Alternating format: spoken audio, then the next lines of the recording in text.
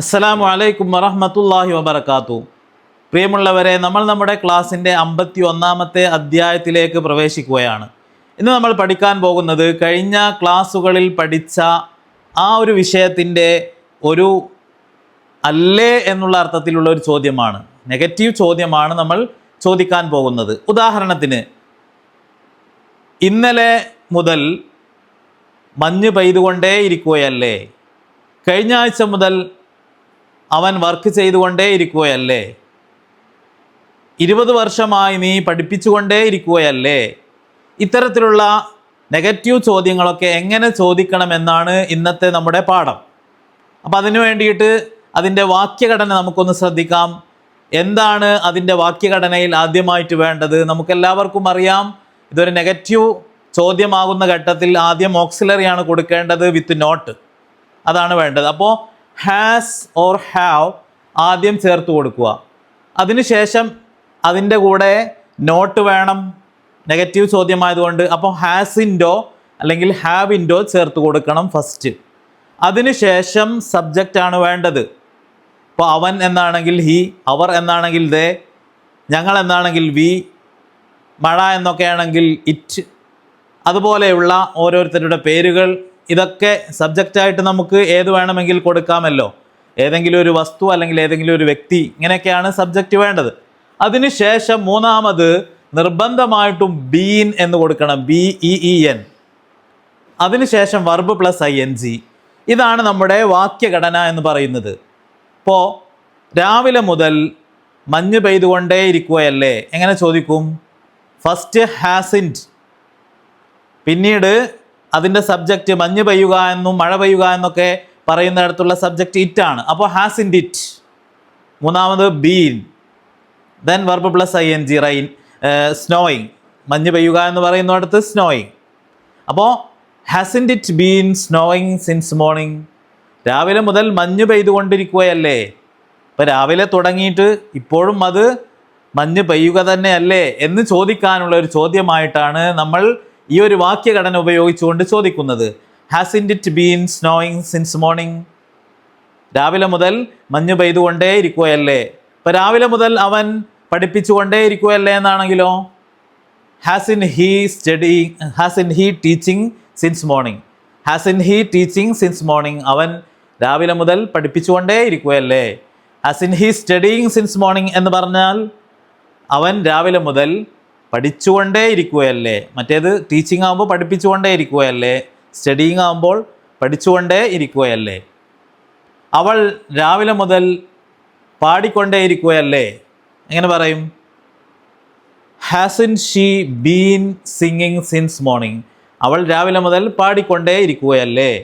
ഇതാണ് നമ്മൾ first hasn't ചേർക്കണം, അതിനുശേഷം സബ്ജക്റ്റ്, അതിനുശേഷം ബീൻ, അതിനുശേഷം വർബ് പ്ലസ് ING എന്ന് പറഞ്ഞത്. ഉദാഹരണത്തിന്, hasn't he been driving since yesterday?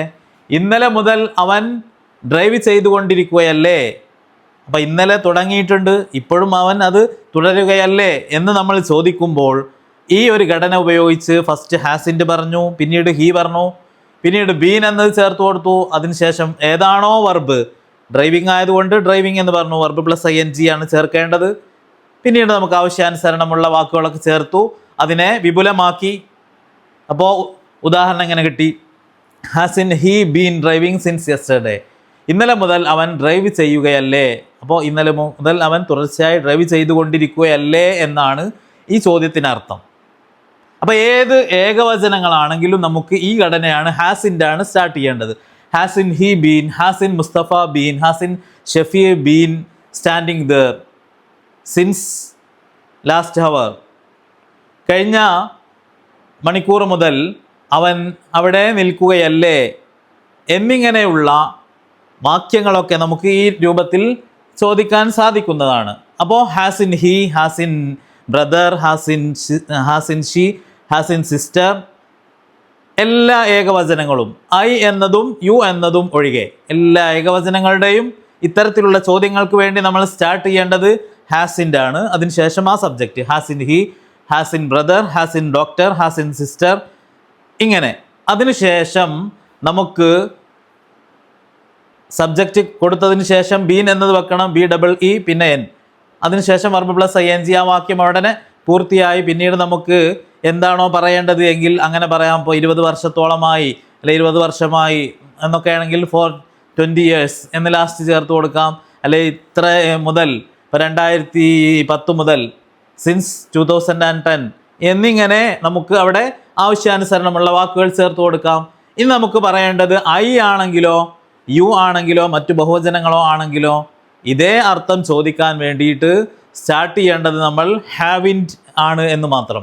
അപ്പോൾ haven't they been teaching since last week, കഴിഞ്ഞ ആഴ്ച മുതൽ അവർ പഠിപ്പിച്ചുകൊണ്ടിരിക്കുകയല്ലേ, അവർ തുടർച്ചയായി പഠിപ്പിച്ചുകൊണ്ടിരിക്കുകയല്ലേ കഴിഞ്ഞ ആഴ്ച മുതൽ എന്നാണ് ഈ പറഞ്ഞതിൻ്റെ അർത്ഥം. അപ്പം നമ്മൾ കഴിഞ്ഞ ആഴ്ച മുതൽ വർക്ക് ചെയ്തുകൊണ്ടിരിക്കുകയല്ലേ എന്നാണെങ്കിലോ haven't we been working since last week, നമ്മൾ കഴിഞ്ഞ ആഴ്ച മുതൽ വർക്ക് ചെയ്തുകൊണ്ടിരിക്കുകയല്ലേ. ഹാവിൻറ്റ് വി എന്ന ബഹുവചനമായ സബ്ജക്റ്റ് നമ്മൾ മാറ്റിക്കൊടുത്തു, ഹാവിൻറ്റ് വി.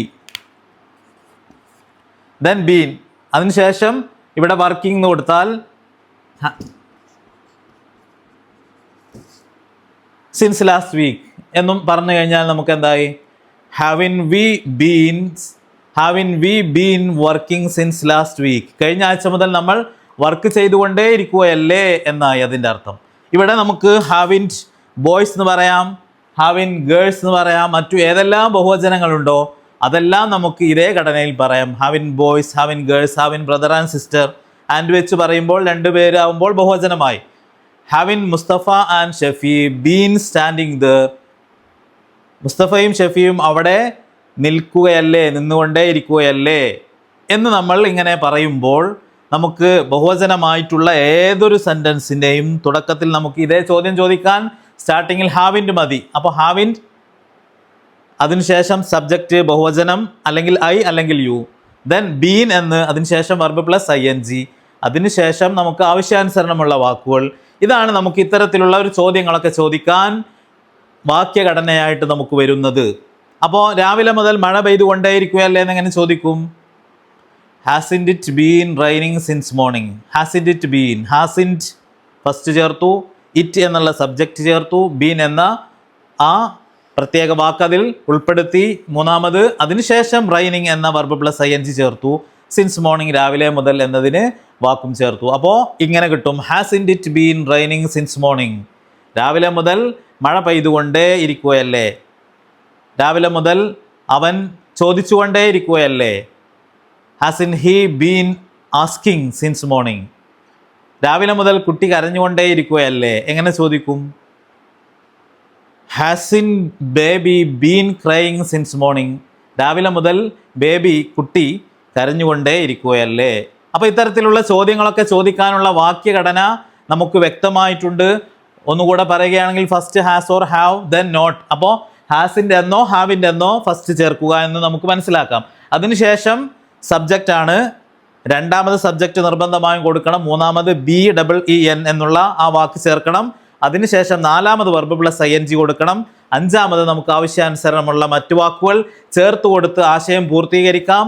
അതാണ് നമുക്ക് ഇന്ന് നമ്മൾ മനസ്സിലാക്കുന്നത്. ഈ പാഠത്തിൽ നമുക്ക് പഠിക്കാനുള്ള പ്രധാനപ്പെട്ട പോയിന്റുകളും വാക്യഘടനയും ഇതാണ്. അതുകൊണ്ട് ഇന്നത്തെ ഈ പാഠം നമ്മളിവിടെ വൈൻഡപ്പ് ചെയ്യുകയാണ്. അതുകൊണ്ട് എല്ലാവരും നല്ലവണ്ണം പ്രാക്ടീസ് ചെയ്യുക. ഇതോടെ ഈ ക്ലാസ് ഇവിടെ അവസാനിപ്പിക്കുകയാണ്.